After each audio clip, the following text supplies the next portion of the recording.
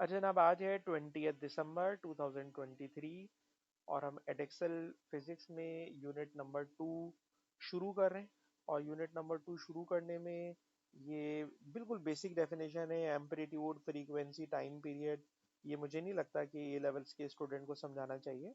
अलबत्ता ये बात ज़रूर कहूँगा कि अगर आप ग्राफ स्टडी कर रहे हैं तो ग्राफ में हमेशा वाई एक्सिस पर डिस्प्लेसमेंट और एक्स एक्सिस के ऊपर अगर आपको डिस्टेंस नजर आए तो इस लेंथ को crest to crest, trough to trough या लेंथ ऑफ वन साइकिल को बेटा वेवलेंथ का नाम दे देते हैं।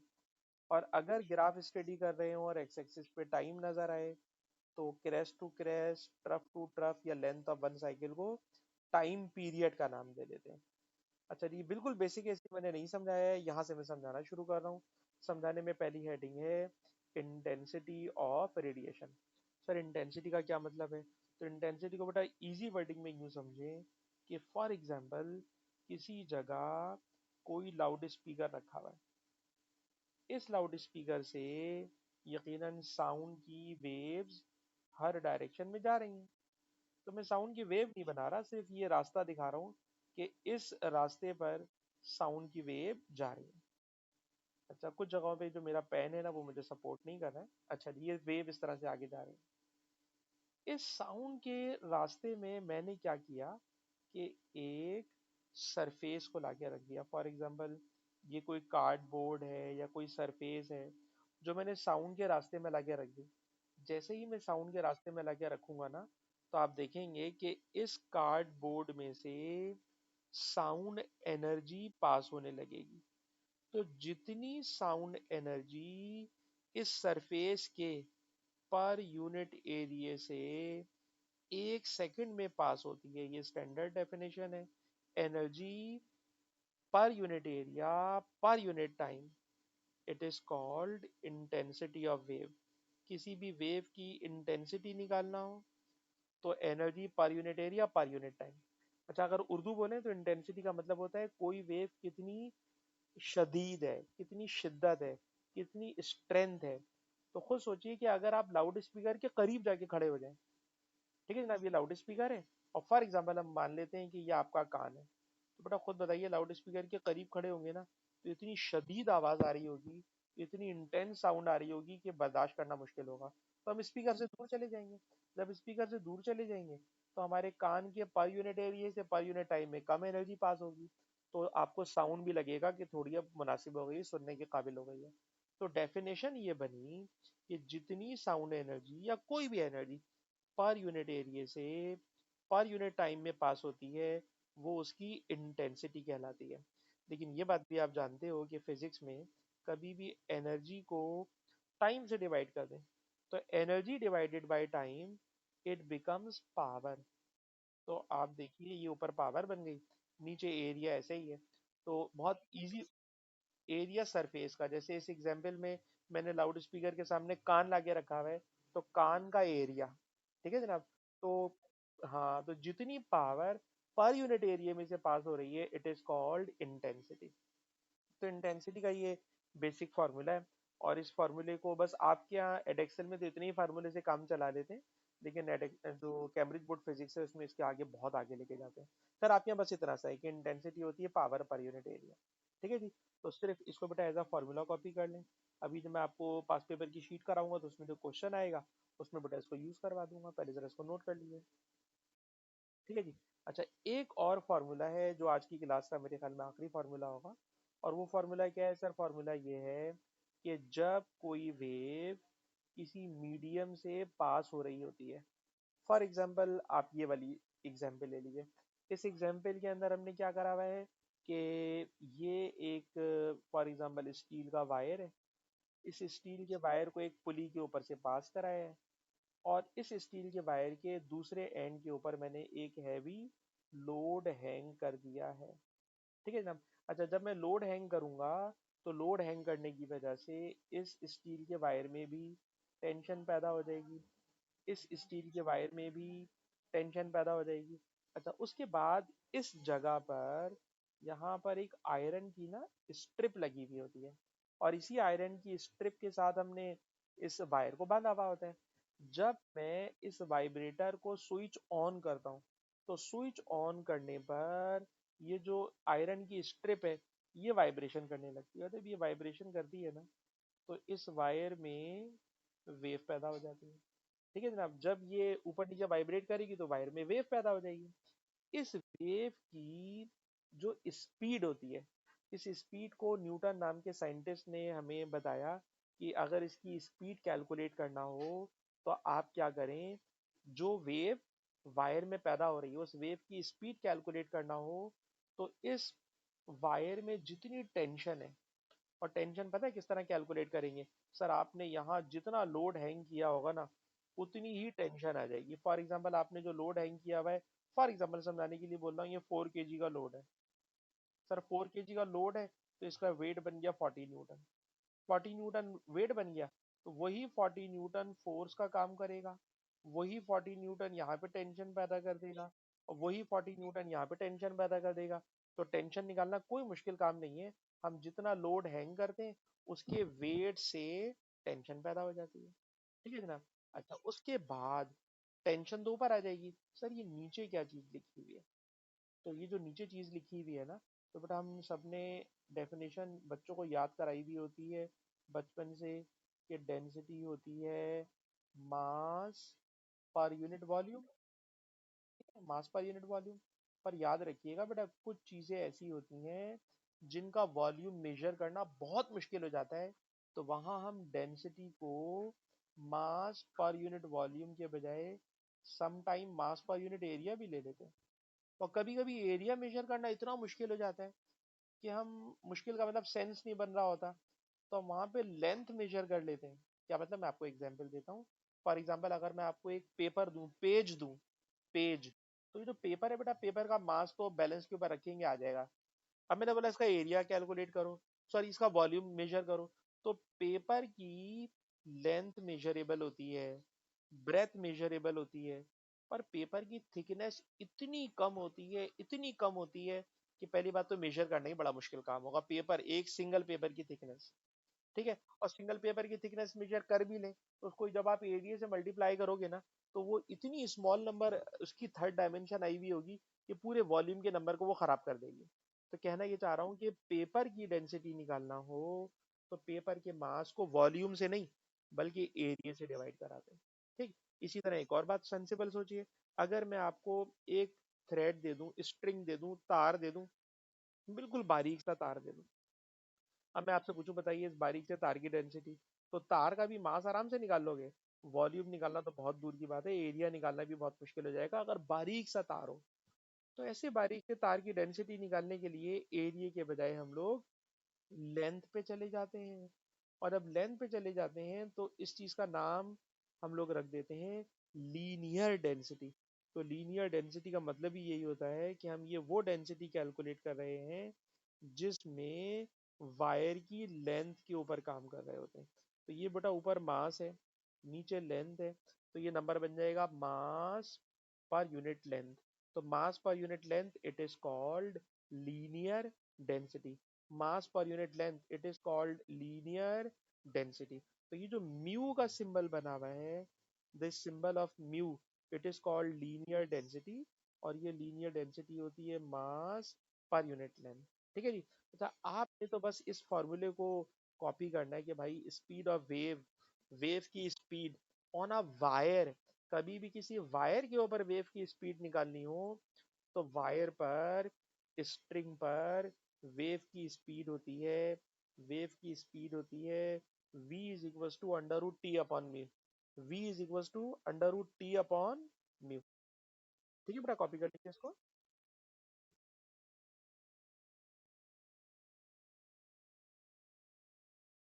नहीं नहीं, अभी मैं आपको क्वेश्चन कराऊंगा ना तो आपको समझ में आ जाएगा, वो खुद लिख के देगा लीनियर डेंसिटी इतनी है।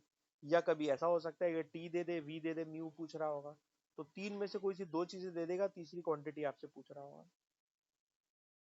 ठीक है। अच्छा, और इतना मासूम सवाल भी नहीं देगा, इसके अंदर भी और थोड़ी गड़बड़ करेगा। वो गड़बड़ ये करेगा कि ये बताइए कि वेलोसिटी होती है फ्रीक्वेंसी और वेवलेंथ का प्रोडक्ट। ठीक है ना। अब वो करेगा बेटा ये, जहाँ वेलोसिटी लिखी है ना, वेलोसिटी की जगह तो आपसे लिखवा देगा under root T upon mu. Velocity की जगह तो लिखवा देगा under root T upon mu, ठीक है। अच्छा, अभी हमने एक टॉपिक आपको पढ़ाया ही नहीं है, जो भी आगे चल के आएगा इसी चैप्टर में आएगा, स्टैंडिंग वेव। स्टैंडिंग वेव में चक्कर ये होता है कि ये जो वायर है ना बेटा, ये वाला वायर, ये वायर जब वाइब्रेट करता है तो ये वायर सम टाइम इस तरह से वाइब्रेट करता हुआ नजर आ रहा होगा आपको। या आप भी ऐसा करें ना, रबर बैंड को खींच लें और खींचने के बाद बीच में से उसको प्लग करके छोड़ दें, तो ऊपर नीचे इस तरह वाइब्रेट करने लगेगा। जब बेटा ये इस तरह ऊपर नीचे वाइब्रेट कर रहा होता है ना, तो हम लोग इसको कह देते हैं कि इस वक्त ये वन लूप में वाइब्रेट कर रहा है, ठीक है। और हमेशा याद रखिएगा, वन लूप की वेवलेंथ होती है, सॉरी वन लूप की लेंथ होती है हमेशा लैम्डा अपॉन टू, ठीक। ये स्टैंडिंग वेव में बेहतर समझ में आएगा, लेकिन अभी काम चलाने के लिए लिख लीजिए कि अगर किसी रबर बैंड को मैं स्ट्रेच करूं और उसको बीच में से खींच के छोड़ दूं और वो वायर वन लूप में वाइब्रेट कर रहा हो, तो जब वायर वन लूप में वाइब्रेट करता है तो वायर की लेंथ बराबर होती है लैम्डा अपॉन टू। वायर की लेंथ बराबर होती है लैम्डा अपॉन टू। जब वायर वन लूप में वाइब्रेट कर रहा हो, तो वन लूप में वाइब्रेट करने पर लेंथ ऑफ वायर होती है लैम्डा अपॉन टू, ठीक है बेटा। अच्छा, अब इसको मैंने ये इसलिए यूं लिया कि अगर मैं आपसे कहूँ कि बेटा इसमें से ना लैम्डा को सब्जेक्ट बना लो, तो लैम्डा बन जाएगा 2l। और जब लैम्डा बराबर हो गया 2l, तो आप जरा देखिएगा v is equals to F, जहाँ लिखा हुआ है लैम्डा, लैम्डा की जगह बेटा मैंने लिख दिया 2l, और जहाँ v लिखा हुआ है उस v की जगह डाल दीजिएगा under root T upon mu. तो ये भी एज अ फॉर्मूला कॉपी कर लें कि फ्रीक्वेंसी का फॉर्मूला होगा आज की क्लास में 1/2l under root T upon mu. Frequency का बेटा फॉर्मूला होगा 1/2l under root T upon mu, ठीक है। अच्छा, और अगर आपने इस फार्मूले को कॉपी कर लिया तो लगे हाथों मैं कह रहा हूँ ये वाला सवाल भी सॉल्व कर लें, ठीक है जनाब। लगे हाथों ये वाला फार्मूला, ये क्वेश्चन भी सॉल्व कर लेते हैं। अलबत्ता समझाने में मैंने काफ़ी लंबी की हुई है। अब आप अगर इस फार्मूले को देखें तो अब आपने जहन में बस दो बातें रखनी है और ये याद करनी है, क्योंकि ये बार बार आएगा अभी सवालों में, कि वेलोसिटी होती है वायर में वेव की स्पीड होती है under root T upon mu, और वायर में फ्रीक्वेंसी होती है 1/2l under root T upon mu, ठीक है। अब क्वेश्चन में आ जाए। क्वेश्चन क्या है सर? क्वेश्चन ये है कि पहले तो पूरी कहानी दे रहे हैं, जो आप चाहें तो पढ़ लीजिएगा, ठीक है ना। जो मैं क्वेश्चन में डायरेक्ट लेके जाना चाह रहा हूँ, क्वेश्चन ये है कि विच of the following describe variation in F S T increase. जब मैं टी को इंक्रीज करता हूं तो क्या होता है? टी को इंक्रीज करना है, सिर्फ टी को इंक्रीज करना है, ठीक है ना। बाकी सारी चीजें कांस्टेंट है। तो ये बताइए, जब टी को इंक्रीज करते हैं, कह रहे हैं विच of the following describe the variation in F S T increase. जब टी को इंक्रीज करोगे तो फ्रीक्वेंसी में क्या फर्क आएगा? तो आप बेटा मुझे बताइए, मुझे नहीं पता आपके पास मैथ का सब्जेक्ट है या बायो का सब्जेक्ट है, आप देख के बता सकती हैं। जब क्वांटिटीज ऊपर ऊपर लिखी हुई होती हैं, ऊपर ऊपर लिखी हुई होती हैं, तो ये आपस में डायरेक्टली होती है, इनवर्सली होती हैं? डायरेक्टली प्रोपोर्शनल होती हैं, जबरदस्त। तो ये बताइए, अगर मैं टेंशन इंक्रीज करूंगा तो फ्रीक्वेंसी भी इंक्रीज होगी। पहली बात तो ये समझ लीजिए, नंबर वन। नंबर टू, जरा ये समझिए, कहते हैं अगर इस पर अंडर रूट नहीं होता, अगर अंडर रूट नहीं होता, ठीक है ना, तो हम कहते हैं कि भाई एफ की पावर भी वन है, टी की पावर भी वन है, और जब दोनों की पावर वन होती है ना, तो ऐसे रिलेशन को बोलते हैं लीनियर रिलेशन। अगर दोनों की पावर वन होती तो उसको हम लोग कहते हैं लीनियर रिलेशन। लेकिन बताइए, पावर वन तो नहीं है, उसमें अंडर रूट आ रहा है। और अगर अंडर रूट आ रहा है तो रिलेशन लीनियर नहीं होगा, बल्कि रिलेशन कैसा होगा? नॉन लीनियर होगा। तो फ्रीक्वेंसी इंक्रीज करूंगा तो टेंशन इंक्रीज होगी, फ्रीक्वेंसी इंक्रीज करूंगा तो टेंशन इंक्रीज होगी। पर आप बताएं, टेंशन इंक्रीज लीनियरली होगी या नॉन लीनियरली होगी? नॉन लीनियरली होगी। और अगर नॉन लीनियरली होगी तो इसका आंसर हो जाएगा, ठीक है बेटा। तो अब आपको मेरे पढ़ाने का ये अंदाज भी समझ में आना चाहिए कि मैं जो टॉपिक भी पढ़ाता हूँ ना, उस टॉपिक को कनेक्ट करता हूँ पास पेपर के किसी क्वेश्चन के साथ। क्योंकि अगर मैं सिर्फ अपनी सुनाता रहूँ ना, तो ऐसी फिजिक्स पढ़ाना बहुत आसान होती है। असल चीज होती है पेपर में क्वेश्चन किस तरह से आता है। अगर आपको क्वेश्चन समझ में आने लगेगा तो इसका मतलब होगा आपको फिजिक्स समझ में आ रही है। ठीक है, तो ये फॉर्मूला भी आई थिंक आपको समझ में आ गया। ठीक है, और ये क्वेश्चन भी समझ में आ गया। अब मैं आपको इसी का कोई खतरनाक सा सवाल कराता हूँ।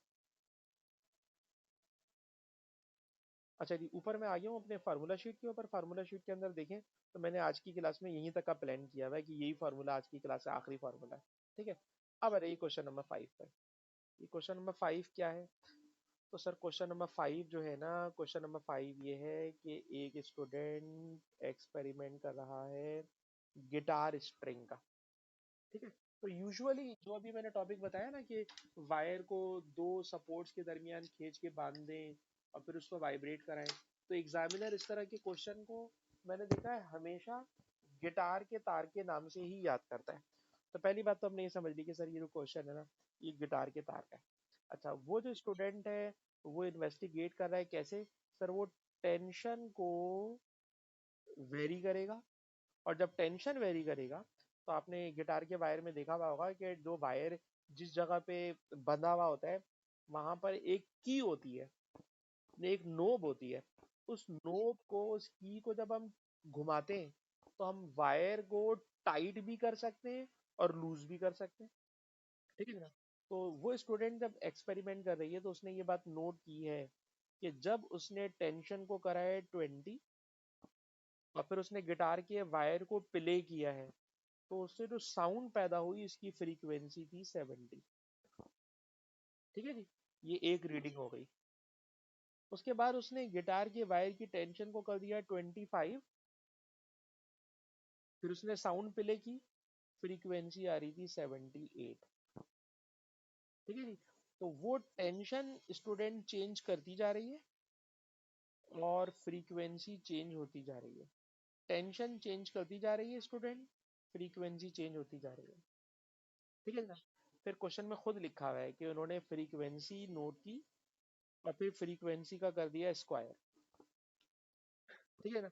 जब फ्रीक्वेंसी का स्क्वायर किया तो ये 70 का स्क्वायर आया, ये 78 का स्क्वायर आया, ये 90 का स्क्वायर आया, ये 101 का स्क्वायर आया।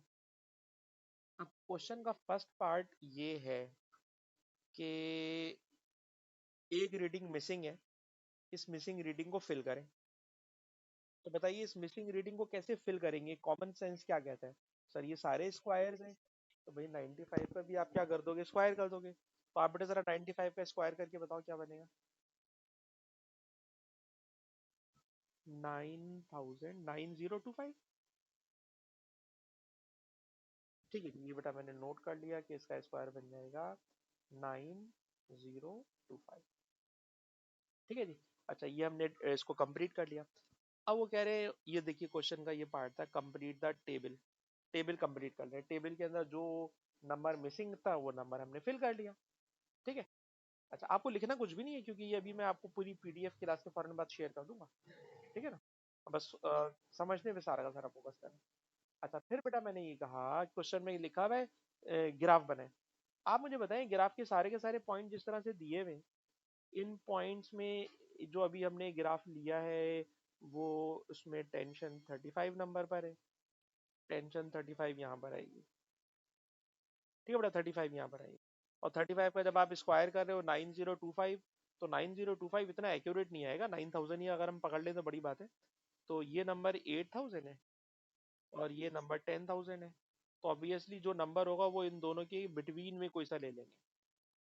ठीक है बेटा, बिटवीन में ले लेंगे। तो वो 25 इस वक्त इंपॉर्टेंट नहीं होगा। और यहाँ से हम 35 पूरा एक्यूरेट लेके जा रहे हैं। तो पक्की बात है कि वो वाला जो पॉइंट होगा बेटा वो ये मुझे पॉइंट मिल जाएगा। ठीक है, ये पॉइंट भी बनाना समझ में आ गया। अच्छा, अब मैं आपसे पूछ रहा हूँ, मुझे नहीं पता कि इस ग्राफ को किस तरह से बनाएंगे। आप बता, फिर क्या करेंगे? स्ट्रेट लाइन कैसे बनेगी? सारे पॉइंट तो आगे पीछे भाग रहे हैं।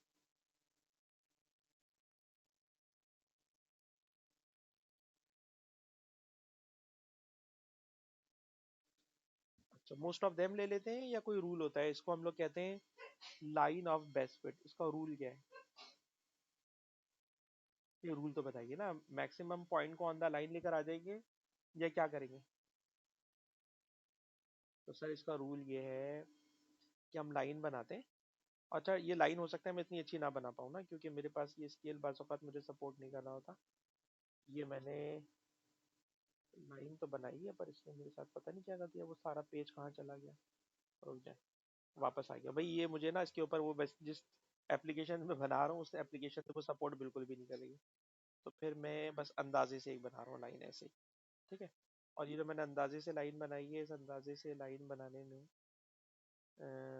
जो मैंने पॉइंट बनाया था वाला पॉइंट भी मेरा उड़ गया, रुक गया। वो पॉइंट हमारा कहाँ था सर? वो पॉइंट इन दोनों के बिटवीन में था और यहाँ से था। तो वो पॉइंट था यहाँ पर। ठीक है जी। मैंने इन सबको इरेज कर दिया, और इरेज करने के बाद अब मैं यहाँ से लाइन बनाना चाह रहा हूँ। और जो लाइन बनाऊंगा, ये लाइन ऐसी बनना चाहिए। बट लाइन ऑफ बेस्ट का रूल ये होता है कि जितने पॉइंट्स लाइन के ऊपर आ रहे हो, लाइन के नीचे भी उतने पॉइंट्स आना चाहिए, क्योंकि ये एवरेज लाइन होती है। ठीक है बेटा, ये होती है एवरेज लाइन। ठीक है जी। तो ये बेटा मैंने एवरेज लाइन बनाने की कोशिश की है। और इस एवरेज लाइन के अंदर देखिए, दो पॉइंट मैंने थोड़े से नीचे छोड़े और दो पॉइंट थोड़े से ऊपर आए, और फिर इनके दरमियान से मैंने लाइन बना दी है। तो इसको हम लोग कहते हैं लाइन ऑफ बेस्ट फिट। ठीक है ना? तो ये लाइन ऑफ बेस्ट फिट हो गई। अच्छा, ये लाइन ऑफ बेस्ट फिट जब कंप्लीट हो गई, तो अब क्वेश्चन के अंदर वो कह क्या रहे हैं? 5 मार्क का क्वेश्चन है। कह रहे हैं जनाब, स्टूडेंट ने गिटार के वायर को स्टडी किया है और इसकी फिर उसने मास पर यूनिट लेंथ कैलकुलेट की है। स्टूडेंट ने मास पर यूनिट लेंथ कैलकुलेट की है, और कह रहे हैं मास पर यूनिट लेंथ की जो वैल्यू आएगी ना, वो इन दोनों नंबरों के बिटवीन में आएगी। यानी हमने भी ना मास पर यूनिट लेंथ निकालना है, और हमारा जो आंसर है, it should lie between 0.4 exponent minus three and 7 exponent minus three. हमारा आंसर इन दोनों के बिटवीन में आना चाहिए। ठीक है जी। तो ये उन्होंने क्वेश्चन में हमें एक आइडिया दे दिया है कि student reads guitar string have mass per unit length between इतना एंड इतना। ठीक है। अब आपने डिसाइड करना है, determine whether guitar string used lies with in this range या नहीं। अब हम कैलकुलेट करेंगे। अगर हमारा आंसर इस रेंज के अंदर आ गया, तो हम बोलेंगे भाई स्टूडेंट की बात सही है। और अगर आंसर इस रेंज में नहीं आया, तो हम बोल देंगे भाई स्टूडेंट की बात मेरे ख्याल में गलत है। ठीक है। इसके अलावा इन्होंने आपको लेंथ ऑफ स्ट्रिंग पूरी दी है, दैट इज 0.4 मीटर। पूरी की पूरी वायर की लेंथ दे दी है, पूरा वायर इतनी लेंथ का है। और आपने कैलकुलेट करना है मास पर यूनिट लेंथ। आपने कैलकुलेट करना है बेटा मास पर यूनिट लेंथ। ठीक है ना? अब आप खुद बताइए, मास पर यूनिट लेंथ निकालना है, और मास पर यूनिट लेंथ निकालने के लिए डेटा आपके सामने है। ईमानदारी की बात है, अच्छे से अच्छे बच्चे को भी सवाल दे दो कि खुद से कर लो, तो उससे नहीं होता। तो इस सवाल को टीचर को ही चाहिए भाई, जरा तहम्मुल के साथ आराम से बच्चे को समझाए। ठीक है ना? तो मैं समझाने जा रहा हूँ आपको। चलें जी, स्टार्ट करते हैं। पहली बात तो जरा इस दिमाग के अंदर ये लाएं कि ये किस टॉपिक का क्वेश्चन है। तो आप फौरन बोलेंगे सर ये जो टॉपिक है ना, ये भी आपने थोड़ी देर पहले फार्मूला पढ़ाया है, v is equal to under root T upon mu वाला सवाल है। क्योंकि हमने म्यू कैलकुलेट करना है, that is linear density calculate करना है, number one. Number two, sir question में फ्रीक्वेंसी दी हुई है। तो जब फ्रीक्वेंसी दी हुई है, तो आप कहेंगे सर ये इसमें ना वो वाला फार्मूला लगेगा जो आपने उसके बाद बनाया था। यानी पहला फार्मूला था वेलोसिटी का, फिर दूसरा फार्मूला बेटा मैंने बता दिया था फ्रीक्वेंसी का। और फ्रीक्वेंसी का फार्मूला क्या था? तो सर फ्रीक्वेंसी का फार्मूला था F is equal to 1/2L, और उसके बाद under root T upon mu. ठीक है ना? तो पहली बात तो बच्चे का दिमाग वहां तक पहुंचाना है कि भाई फॉर्मूला ये वाला लगेगा। ठीक। ये काम आप भले से नीचे करोगे, लेकिन मैं ऊपर नीचे स्क्रॉल करने में तंग होऊंगा, इसलिए मैं ग्राफ को सामने नजर में रखना चाह रहा हूँ। तो मैंने बेटा ये फॉर्मूला लिख दिया यहाँ पे। ठीक है।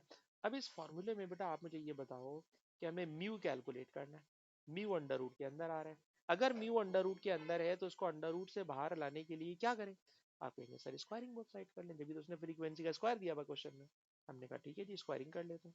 जब आप स्क्वायरिंग करोगे, तो ये बनेगा एफ स्क्वायर, ये बनेगा बेटा 4L स्क्वायर, और ये बनेगा टी अपॉन म्यू। ठीक है बेटा? अच्छा, मेरा ख्याल है ये कैलकुलेशन आप लिखो। कैलकुलेशन लिखे बगैर दिमाग में नहीं बैठेगी, कैलकुलेशन लिखो। हाँ लिखिए।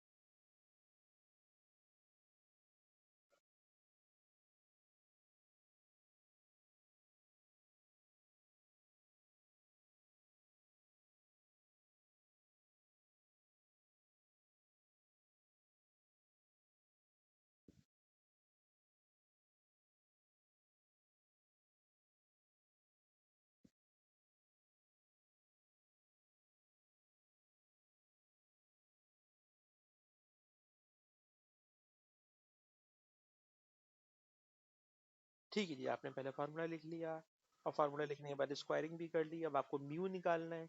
फिर अब म्यू निकालना है तो म्यू को सब्जेक्ट बनाए। जब आप म्यू को बेटा सब्जेक्ट बनाओगे तो ये बनेगा 1/4L² और T/F²। ठीक है बेटा। तो 1/4L² में कोई इशू नहीं है। फोर कांस्टेंट है। फोर कांस्टेंट है। लेंथ की वैल्यू दी हुई है 0.4।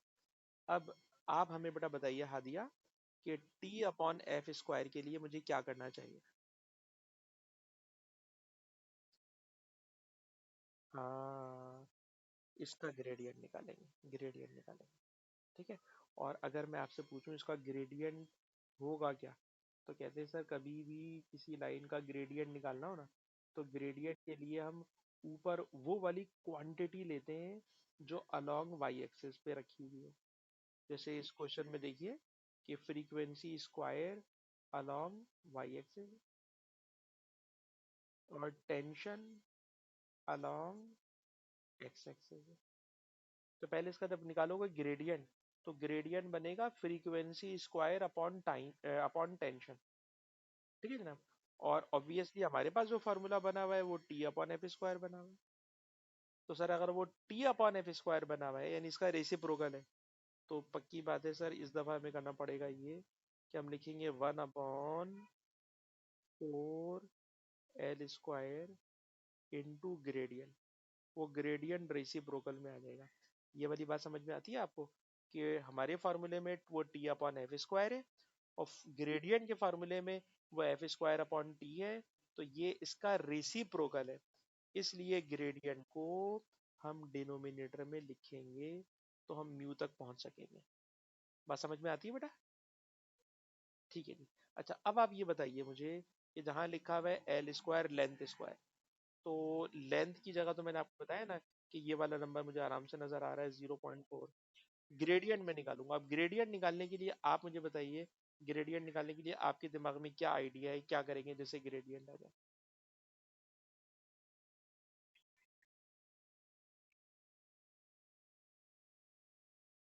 सही बात है। सर हम यहाँ से एक ट्रायंगल बना रहे हैं इसी लाइन को पकड़ के। ठीक है जी। और फिर इस ट्रायंगल में, ठीक है ना, change in Y upon change of X या राइज ओवर रन या जो भी आप वर्डिंग यूज करते हैं उससे आप क्या निकाल लेंगे, ग्रेडियंट निकाल लेंगे। ठीक है जरा। अच्छा मैं मेरे पास ये सवाल सॉल्व हुआ हुआ है, इसलिए मैं इसका ग्रेडियंट आपके साथ शेयर कर रहा हूँ। और उसमें मैंने वैल्यूज भी कोई सी उठाई हुई है। मैंने जो किया हुआ है ना वो y2 - y1/x2 - x1 से किया हुआ है। ठीक है ना। तो उसका भी मैं स्क्रीनशॉट अभी आपके साथ शेयर कर दूंगा। तो मैंने जो इसका ग्रेडियंट निकाला हुआ है, क्योंकि अगर मैं ग्रेडियंट निकालने बैठूं तो टाइम बहुत लंबा हो जाएगा और आप जब वापस अपने घर जाओगे तो फिर आपके पास तो प्रिंटेड पेज है। तो मैं तो आपसे होमवर्क दूंगा कि आप मुझे सॉल्व करके इंशाल्लाह दिखाओगे कि इसमें से क्या रिजल्ट आया है। ठीक है जी। ग्रेडियंट निकालना हम आपको नहीं सिखा रहे। जो मेरे पास ग्रेडियंट आया हुआ है वो है 333.33। तो जो मेरा ग्रेडियंट है आप उसको मान लें। और मैं इसका सोल्यूशन भी अभी आपके साथ शेयर करूंगा। तो बेटा अब हम निकालना चाह रहे हैं म्यू। म्यू का सर फॉर्मूला है μ = 1/4L²। सर जो L है, L इज द लेंथ। ठीक है जी। और लेंथ की वैल्यू क्या दी हुई है सर, लेंथ की वैल्यू दी हुई है 0.4। तो मैंने लिख दिया जी 0.4 स्क्वायर के साथ, तो ये बन गया 1/4L²। उसके बाद ग्रेडियंट है, ग्रेडियंट आप निकालोगे, आपका कुछ और ग्रेडियंट आएगा। ठीक है ना, आपका कुछ और ग्रेडियंट आएगा। और उसके बाद जब आप इसको पूरा सॉल्व करोगे तो आपको कैलकुलेटर से सिंपल कैलकुलेशन करनी है। तो रिजल्ट बनेगा 4.7 एक्सपोनेंट -3 और इसकी यूनिट होगी केजी पर मीटर, क्योंकि मास की यूनिट केजी होती है और लेंथ की यूनिट मीटर होती है, तो इट बिकम्स केजी पर मीटर। ठीक है जी। तो ये लीनियर डेंसिटी आ गई। अब इस लीनियर डेंसिटी को आप इस वाली रेंज के अंदर चेक करें। रेंज ही इन्होंने इतनी बड़ी दी है 0.4 से 7 तक, तो आराम से 4.7 या कुछ भी आएगा तो आंसर आ ही जाएगा, मैं बताऊंगा आपको। तो यस द वैल्यू, हमने आखिर में लिख दिया yes the value of linear density is with in the range. ये रेंज के अंदर आ रही है। ठीक है जी। तो बेटा ये बात मुझे अच्छी लगी आपकी कि आपको ये वो सारे कॉन्सेप्ट हैं कि ग्रेडियंट कभी भी निकालना होगा तो वाई एक्सिस वाली quantity divided by x axis वाली क्वांटिटी, ये ग्रेडियंट होता है हमेशा। और ग्रेडियंट को पकड़ के आप फार्मूले को लेके चलेंगे तो सवाल तक पहुंच जाते हैं। ठीक है बेटा। तो आई होप कि आपको मेरी ये सारी कैलकुलेशन समझ में आ गई होगी। और आप जब घर जाएंगे तो आपके पास अगर प्रिंटेड पेज है तो उसके ऊपर ये सारा काम जरूर कीजिएगा, ठीक है ना। इसमें से मैंने कुछ एरेज वेरेज नहीं किया है भाई, ये सबसे अच्छी वेबसाइट है, इससे काम चला है। अच्छा जी, और आगे चले तो अगला सवाल है उसी शीट का। और इस क्वेश्चन में क्या हो रहा है, तो इस क्वेश्चन में वो पहले तो आपको पता है एडेक्सल फिजिक्स के अंदर वो एक पूरी स्टोरी लिख के देते हैं। और इस स्टोरी का यूजुअली मेरे तो ख्याल में अपने जो नीचे क्वेश्चन दिया होता है उससे कोई खास लेना देना नहीं होता, वो एक नॉलेज दे रहे होते हैं। तो मैं बच्चों से बोलूंगा भाई पढ़ा जरूर करें, वो नॉलेज दे रहा है आप नॉलेज लें। लेकिन एज अ टीचर मुझे तो भाई सवाल कराना है, तो मैं सवाल पे आपको डायरेक्टली करा रहा हूँ। क्वेश्चन बेटा ये है कि इन्होंने एक ग्राफ बनाया है और खुद ग्राफ के अंदर बता रहे हैं कि ये ग्रेविटेशनल वेव है। और ये gravitational wave speed of light के साथ ट्रैवल करती है, खुद गिवन है। क्वेश्चन है आपको मीन वेवलेंथ निकालनी है, वेवलेंथ निकालनी है। और खुद बता रहे हैं between this interval of time, इस इंटरवल ऑफ टाइम के अंदर रहते हुए वेवलेंथ निकालनी है। ठीक है जी।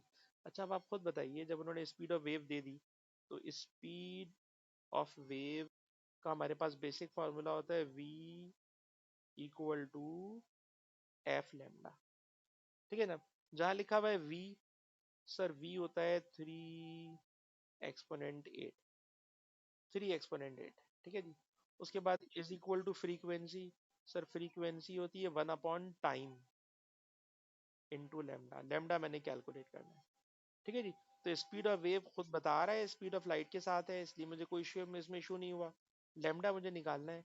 फ्रीक्वेंसी के लिए 1/टाइम, टाइम के लिए मैं थोड़ा सा हादिया को तंग करूंगा। तो बताओ एक्स एक्सिस पे बेटा उसने दिया हुआ है टाइम।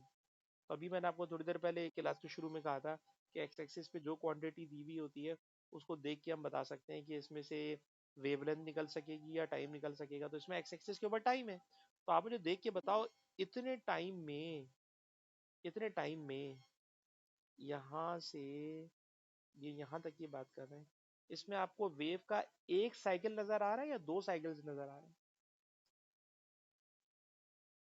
वेव के कितने साइकिल्स बनते हुए नजर आ रहे हैं आपको? देखो, देखो ये तो एक साइकिल हो गया, एक साइकिल तो यही हो गया बेटा, एक साइकिल तो ये हो गया, एक हो गया, एक साइकिल ये हो गया, दो साइकिल होगा। ठीक है ना। दो साइकिल होगा। ये अलग बात है कि अगर ये आगे की वेव दे देता तो पढ़ना बड़ा आसान था। ठीक है। लेकिन इसके अंदर उन्होंने मेरे ख्याल में पढ़ने में काफी आपके लिए दिक्कत कर दी है। और वो दिक्कत ये कर दी है कि ये जो रेड वाली वेव है ये तो फिर भी मुझे पक्की बात है कि एक साइकिल नजर आ रहा है, पर इसको दूसरा साइकिल साबित करने में, बच्चे को समझाने में बाज़ औक़ात मुझे प्रॉब्लम लगती है। लेकिन ये भाई टाइम है दो साइकिल्स का। ठीक है जी। तो अगर मैं आपसे कहूँ कि ये 0.3 से 0.35, 0.35 minus 0.30, it is length of two cycle या टाइम ऑफ टू साइकिल, ये दो साइकिल्स का टाइम है। तो जब दोनों को माइनस करूंगा तो इट बिकम 0.05। ठीक है जी। मुझे टाइम चाहिए एक साइकिल का, तो सर ये दो साइकिल्स का टाइम है, इसलिए सर इसको टू से डिवाइड करना पड़ेगा क्योंकि ये टाइम है दो साइकिल्स का। डिवाइडेड बाई टू कर दिया। और जब आपने इसको डिवाइडेड बाई टू कर दिया तो बेटा ये बन जाएगा 0.020। ठीक है जी। तो अब ये टाइम के तौर पे यहाँ पर आ जाएगा बेटा, लेमडा कैलकुलेट करना है तो 3 एक्सपोनेंट 8 ऐसे ही रहेगा, डिवाइड वाला टाइम आ जाके मल्टीप्लाई होगा। और टाइम की वैल्यू है 0.025। ठीक है जी। आप जब इसको इससे मल्टीप्लाई करोगे तो इसका रिजल्ट आएगा 7.5 exponent 6 metre, 7.5 exponent 6 metre. It is the time, sorry it is the mean wavelength. ठीक है ना। अब तो जो हमने टाइम निकाला ये भी मीन टाइम है। ठीक है जी। और उसी टाइम को लेके स्पीड ऑफ लाइट से मल्टीप्लाई करा दिया तो इसने हमें क्या दे दी, मीन वेवलेंथ दे दी। सवाल समझ में आया बेटा पूरा आपको? कोई प्रॉब्लम नहीं है इसमें? ठीक है जी। आगे चलें तो नेक्स्ट क्वेश्चन है। नेक्स्ट क्वेश्चन में क्या कह रहे हैं, कह रहे हैं जनाब एक वायर है उसमें टेंशन है, फौरन दिमाग में आ गया कि सर ये जो क्वेश्चन है ना, ये फार्मूला और फ्रीक्वेंसी लिखी हुई है, तो फ्रीक्वेंसी का फार्मूला मुझे हादिया सुनाए पहले। फ्रीक्वेंसी का फार्मूला सुनाए हादिया हमें। म्यू वाला फार्मूला है 1/2L अंडर रूट T/म्यू। ठीक है बेटा। अब इस क्वेश्चन में कर क्या रहे हैं सर, कर ये रहे हैं कि when it is plug vibrate frequency है, which of the following would result in lower frequency. भाई फ्रीक्वेंसी को बस कम कराना है। अब फ्रीक्वेंसी को जब कम कराना है तो बाकी भाई बारी बारी सारे ऑप्शंस को गौर कर लो। करो, खुद से गौर करो बेटा, क्या क्या कर सकते हैं इसके अंदर। बताइए बताइए, आप सोचो। ये सवाल आसान है बिल्कुल। कह रहे जनाब decreasing the cross sectional area. Sir इस फार्मूले में कहीं क्रॉस सेक्शनल एरिया लिखा ही नहीं है। Decreasing the density of material, sir density इसमें कहीं लिखी ही नहीं है। अब दो चीजें हैं इसके अंदर, एक है इंक्रीजिंग द लेंथ, एक है increasing the length of string. तो ये बताइए कि अगर मैं इंक्रीजिंग द टेंशन कर दूं, टेंशन इंक्रीज कर दूं, तो सर टेंशन इंक्रीज करने से तो फ्रीक्वेंसी इंक्रीज हो जाएगी। ठीक है ना, टेंशन इंक्रीज करने से फ्रीक्वेंसी इंक्रीज हो जाएगी। तो इसलिए ये तो मैं कर रहा हूँ आउट। ठीक है। अच्छा एक और लफ्ज़ शायद मैंने रबानी में बोल दिया, डेंसिटी। कोई डेंसिटी याद रखिएगा, डेंसिटी का मतलब ये डेंसिटी ही है, ये म्यू डेंसिटी है। ठीक है जी। अब आप खुद बताइए डिक्रीजिंग द डेंसिटी। सर अगर आप डेंसिटी डिक्रीज करेंगे ना, तो डेंसिटी डिक्रीज करने से भी फ्रीक्वेंसी इंक्रीज हो जाएगी। ये भी आउट हो गया। एरिया ऑफ क्रॉस सेक्शन फॉर्मूले में कहीं नहीं है, मैं मानता हूँ। आखिर में लिखा है increasing the length of string. Sir length increase करेंगे, यस लेंथ इंक्रीज करूंगा ना, जितना लंबा तार यूज करूंगा फ्रीक्वेंसी उतनी कम हो जाएगी। इसलिए इसका राइट आंसर बन जाएगा सी। ठीक। अच्छा मैं आपसे पूछूंगा क्रॉस क्वेश्चन, ये बताइए फार्मूला सामने लिखा हुआ है, फ्रीक्वेंसी डिक्रीज करनी थी, टेंशन को मैं क्या करता कि फ्रीक्वेंसी डिक्रीज हो जाती। सही बात है। और ये बताइए डेंसिटी को मैं क्या करता जिससे, डेंसिटी को मैं क्या करता कि जिससे फ्रीक्वेंसी में फर्क आ जाता। डेंसिटी को मैं क्या करता कि फ्रीक्वेंसी कम हो जाती, इंक्रीज करता मैं। ठीक है। अच्छा एक और बात, मुझे अपनी बात को करेक्शन करने का मौका मुझे मैंने समझ में आ रहा है। कह रहे हैं decreasing the cross sectional area of string, तो जरा ये एक और बात जरा सुनना। कोई वायर जितना थिक होता है, जितना एरिया ऑफ क्रॉस सेक्शन ज्यादा होता है, थिक होता है, ठीक है ना, कोई वायर है, उस वायर की थिकनेस बढ़ाता जा रहा हूँ। सर जब आप थिकनेस बढ़ा रहे हैं ना, थिकनेस बढ़ा रहे हैं तो मास पर यूनिट लेंथ आप इंक्रीज कर रहे हैं, तो उसकी डेंसिटी भी इंक्रीज हो रही होती है। डेंसिटी भी इंक्रीज हो रही होती है। हाँ। तो ये जो मैंने पहले ऑप्शन को भी कह दिया था जी इसमें एरिया है ही नहीं, उसको भी अब मैं इसके अंदर ऐड करना चाह रहा हूँ। डिक्रीजिंग एरिया, एरिया डिक्रीज कर रहा हूँ, तो वो वायर थिन हो रहा है। वायर क्या हो रहा है, थिन हो रहा है। जितना थिन हो रहा है तो वो भी लीनियर डेंसिटी को क्या करा रहा है, डिक्रीज करा रहा है। और लीनियर डेंसिटी जितनी डिक्रीज हो रही है, जितनी डिक्रीज हो रही है फ्रीक्वेंसी उतनी बढ़ रही है। तो ऑप्शन ए में भी कनेक्शन है। ठीक है। तो मैं अपनी बात को वापस यूं ले रहा हूँ, मैंने भी इस सवाल के शुरू में कहा था, जब मैंने सवाल उठाया मैंने बोला इस पूरे फार्मूले में कहीं एरिया है ही नहीं। ठीक है। देखिए मेरे दिमाग में बात आई, नहीं नहीं एरिया का भी कनेक्शन है। चले मैं आपसे सवाल पूछता हूँ, बताइए बेटा लीनियर डेंसिटी का एरिया के साथ क्या कनेक्शन है, क्योंकि फार्मूले में तो कहीं नहीं लिखा हुआ एरिया, मास पर यूनिट लेंथ में एरिया तो कहीं नहीं लिखा। फिर डेंसिटी, लीनियर डेंसिटी क्या थिकनेस से अफेक्ट होगी।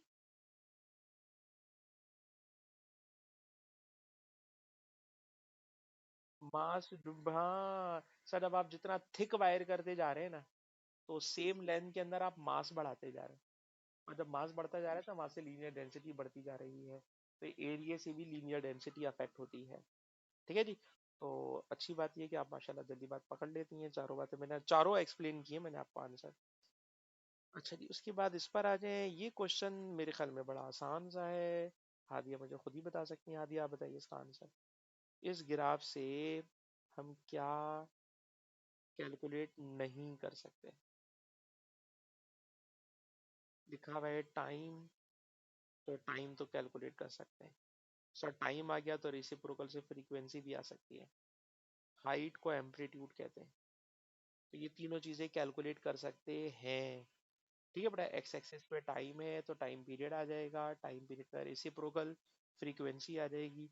टाइम पीरियड आ गया, फ्रीक्वेंसी आ गई, एम्पलीट्यूड हाइट से आ जाएगी, एम्पलीट्यूड हाइट से आ जाएगी। और जब ये तीनों चीजें आ गई तो जाहिर सी बात है कि वेवलेंथ ऐसी चीज है जो हम इस फॉर्मूले से कैलकुलेट नहीं कर सकते। ठीक है जी। अच्छा जी, और आगे चलते हैं। Question number 11। क्वेश्चन नंबर 11 इतना छोटा नहीं है कि अभी हम कर लें, काफी लंबा सवाल है ये। और क्लास का टाइम हमारा खत्म हो रहा है, तो क्वेश्चन नंबर 11 को अभी हम नहीं कर रहे, ठीक है ना। ये बहुत लंबा सवाल है, क्योंकि 4 मार्क का ऊपर है, फिर नीचे भी सवाल दिया हुआ है, काफी देर तक चलने वाला सवाल है। उसके बाद ये भी, a student carries out an experiment using a guitar string. She investigate effect of tension. Tension के साथ क्या connection है? Describe a method of varying measurement tension in the string. अच्छा, सही। ये सवाल देखा जाए तो किया जा सकता है। क्वेश्चन ये है, क्योंकि अभी थोड़ी देर पहले मैंने आपको ये वाली बात इसमें दिखाई थी। ये था क्वेश्चन नंबर 12। ये रहा क्वेश्चन नंबर 12। हाँ, मुझे ये बताएं कि टेंशन कैसे मेजर करेंगे। अगर मुझे इस एक्सपेरिमेंट में बोलूँ मुझे टेंशन मेजर करनी है, टेंशन किस तरह मेजर करेंगे आप बताएं।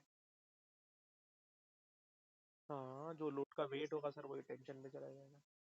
सही ना। तो टेंशन को आराम से मेजर किया जा सकता है। ठीक है जी। तो इसके लिए डायग्राम ऊपर वाली ही इसके अंदर बनेगी, और डायग्राम ऊपर वाली बनने के बाद फिर इसके अंदर जो कुछ लिखना होगा वो मैं आपको यहाँ लिख के बता देता हूँ। ठीक है ना।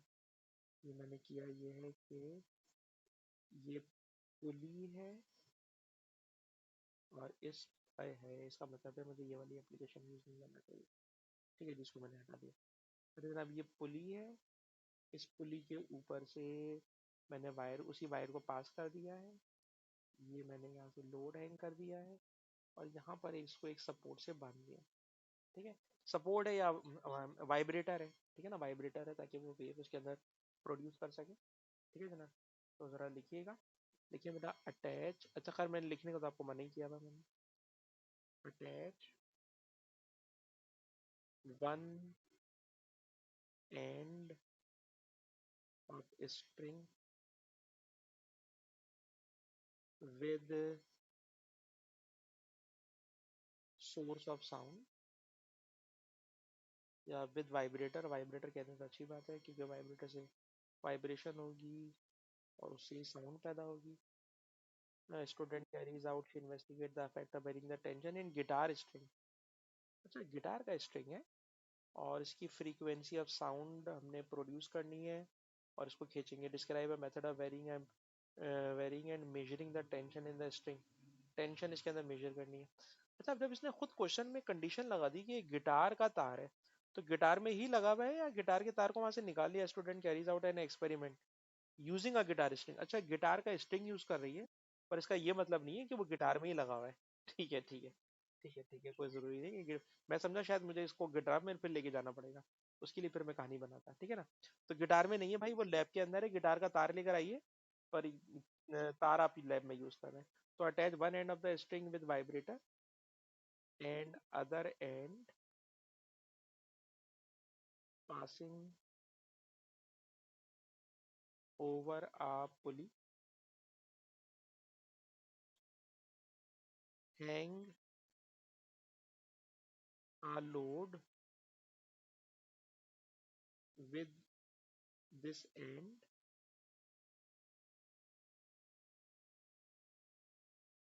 The load, the weight of load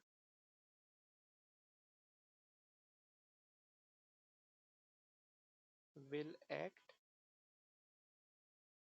will produce tension.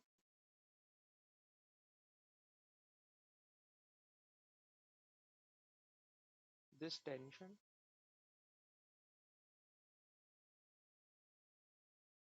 equal to weight can be measured. ठीक है। तो असल बात ये है कि जितना आप लोड यहाँ पे हैंग करोगे ना बेटा, वही जो लोड होगा वो स्ट्रिंग के अंदर क्या पैदा करेगा, टेंशन। और उस टेंशन से आप उसकी कैलकुलेशन कर सकते हो।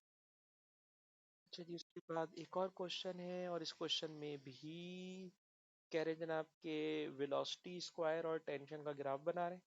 और जब कभी किसी क्वेश्चन में आपको म्यू नजर आ जाए ना, फिर तो आपने फौरन पहुंच जाना है कि v is equal to under root T upon mu पर, क्योंकि इसमें फ्रीक्वेंसी का लफ्ज कहीं पे भी नहीं है। अच्छा, वेलोसिटी पे स्क्वायर कर दीजिए, मैंने कर दिया वेलोसिटी स्क्वायर, ये बन गया टी अपॉन म्यू। अच्छा देखो, वाई एक्सिस के ऊपर वेलोसिटी स्क्वायर है, तो वेलोसिटी स्क्वायर को मैंने वहीं पे रखा है। एक्स एक्सिस पे टाइम है, टाइम को बेटा मैं इधर लेकर आ गया, तो ये बन गया 1/म्यू। ठीक। और अभी अभी आपको ये वाली बात पहले से ही माशाल्लाह आती है कि जो क्वांटिटी वाई एक्सिस पर है और जो क्वांटिटी एक्स एक्सिस पर है, इन दोनों का जो रेशो होता है इट इज ग्रेडियंट। तो 1/म्यू इज इक्वल टू ग्रेडियंट। अगर 1/म्यू ग्रेडियंट है तो खाली म्यू क्या होगा? तो सर म्यू बराबर होगा 1/ग्रेडियंट। और अगर ये 1/ग्रेडियंट है तो आप मुझे आंसर कीजिए, अब इसमें से कौन सा आंसर बन गया? सी इसका आंसर बन गया। ठीक है बेटा, सी इसका आंसर बन गया। ठीक है जी। तो इस बात को अब मैं यहाँ पर स्टॉप कर लेता हूँ और रिकॉर्डिंग भी बेटा बंद कर रहा हूँ। मैं रिकॉर्डिंग भी आपके साथ शेयर